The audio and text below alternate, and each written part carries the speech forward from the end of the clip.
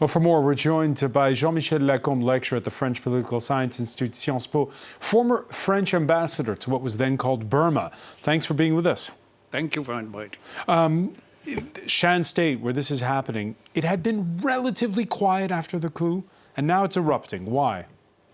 Well, Shan State and Kachin, you have suddenly the ethnic group have managed to have some military success in Muse, Loking, and Lashio, which is opposite to China. This is the border, Chinese border. And why it is going on? Because it's going on as usual. This is a huge area where the ethnic groups are trading poppy, methamphetamine, drugs, and so on. Not just ethnic groups, because we're seeing reports from, for instance, the U.S. Peace Institute put out a study which says that border guards are also involved in illicit trades.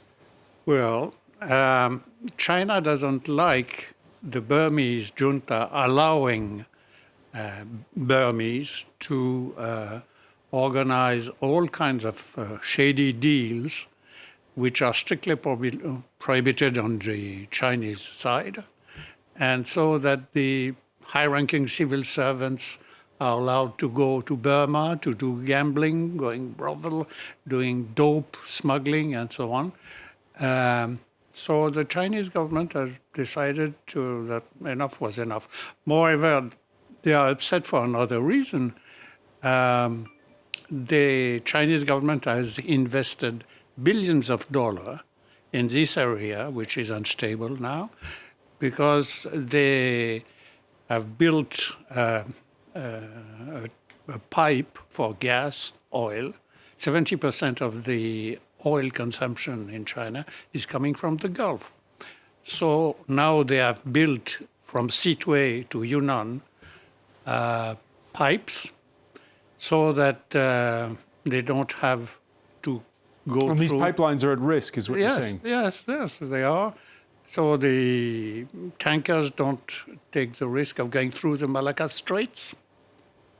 And moreover, they want Yunnan to be more in contact with international global trade and so on. And they are building that Silk Road. So of late, Chinese media awash with stories about what's going on at the border. If the junta finds itself in direct opposition with China, is that what happens after that? Well, that's bad news for the junta, because clearly the Chinese are upset, and they have said so also by the spokesman of the government recently, asking all sides concerned, all parties, to come to some kind of understanding. That's a warning. The insurgents are treated as one part against the Burmese government. Can they sort it out? I don't think so. And if they can't, then where does it leave the other rebel movements? Where does it leave the pro-democracy movement that's been driven underground? Well, one solution which would please everybody is that the Chinese government change the government and put a government which is palatable for the international community. But I don't think this is going to happen, unfortunately. We may have a war going on, which this has been going on for ages. And when you say a war, do you mean a civil war or a war between? Civil war, yes. Ethnic groups. And the Chinese have an ethnic group also in that area called the Wa.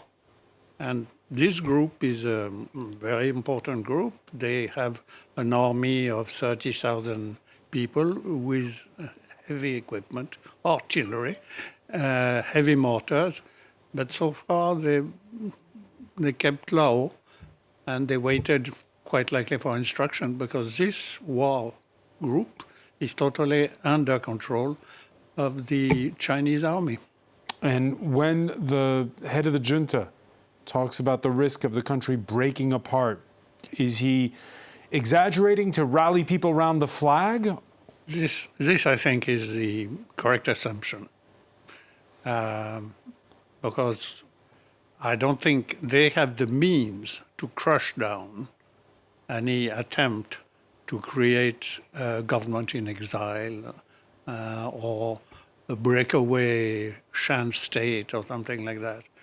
But this is a way of saying to the Chinese government, we know the situation, we are doing what we can, please bear with us. Jean-Michel Lacombe, many thanks for joining us. Thank you. Stay with us. There's much more to come, more news plus the day's business and sports.